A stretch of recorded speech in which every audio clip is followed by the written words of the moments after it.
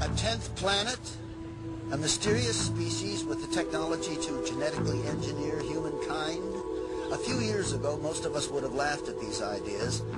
When we come back, we'll look at some photographic evidence that raises more serious questions about what the mysterious Anunnaki may have left behind.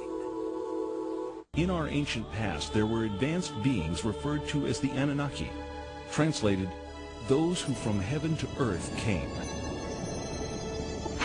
The idea that there was in our solar system a race of intelligent beings far older than us who are now gone would certainly force us to rethink lots of questions, including the question of human origins.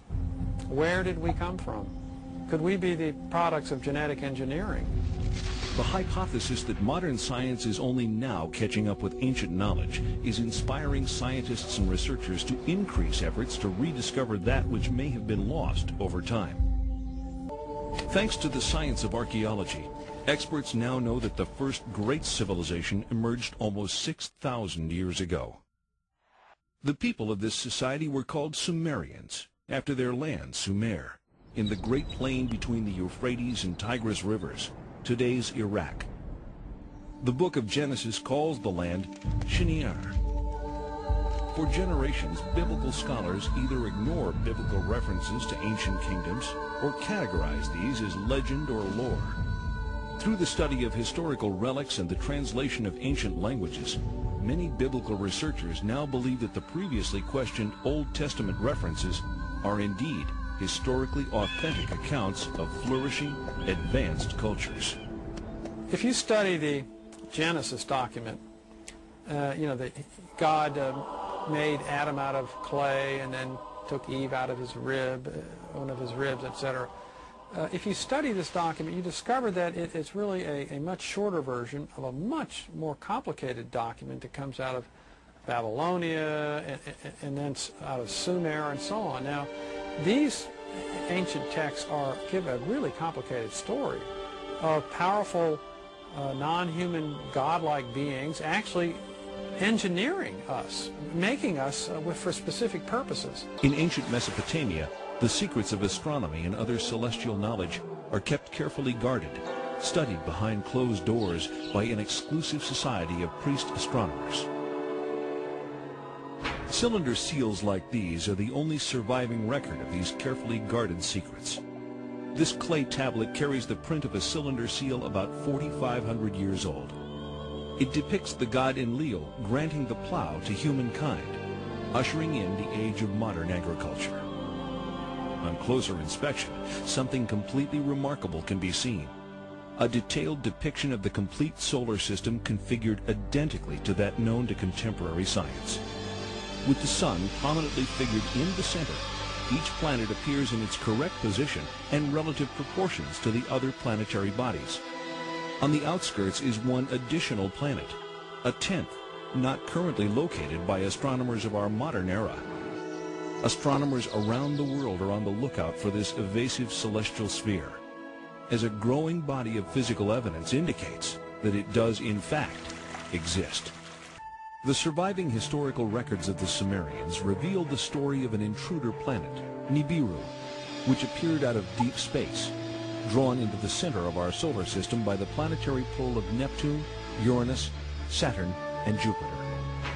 On an opposing orbital path with the 7th planet, a planet referred to in Sumerian records as Tiamat, Nibiru's new orbit around the Sun placed the two planets on a collision course. As they draw near, one of the satellites of Nibiru crashes into Tiamat, cracking the planet. Subsequent collisions smash half of Tiamat completely, breaking the pieces into what develops mostly into the asteroid belt. The other half of Tiamat becomes Earth. The Earth is thrust into a new orbital position, carrying with it Tiamat's main satellite, our moon. Nibiru, the intruder, is cast into a permanent clockwise solar orbit, returning to Earth's neighborhood once each 3,600 years. This tale of creation echoed through all the ancient cultures, becoming part of the scientific knowledge that we find in the Old Testament in the creation story of Genesis. If we apply the knowledge of the Mesopotamian text to the biblical text, the correct reading of the book of Genesis emerges. The question remains, how would we as a culture respond to incontrovertible evidence of a species of beings that not only preceded our own but actually engineered mankind? Of all the elusive mysteries, the greatest is the riddle of life itself. How did it begin? From what corner of the universe did the first emanations of existence arise? Was the seed of life carried to Earth from the planet Nibiru? Directed panspermia, another scientific theory, suggests that life on Earth is seeded by a race of beings from outside the planet, not by chance, but as the deliberate activity of an otherworldly society. The Sumerians point to the Anunnaki as the creators of mankind, our own benefactors of life. The Anunnaki themselves arrive and create humankind.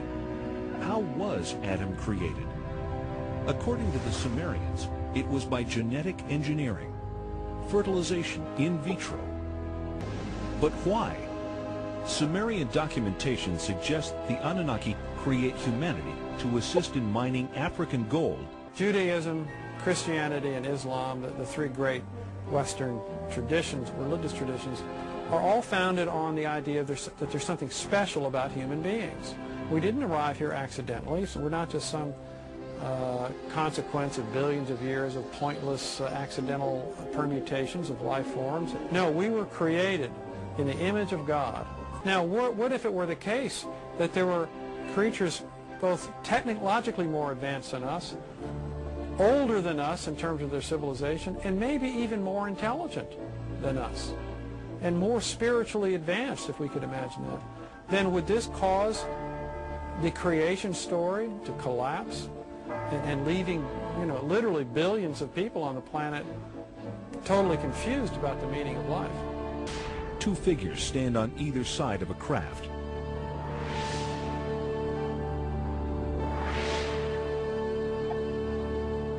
Some researchers believe that Mars was habitable as little as 10,000 years ago.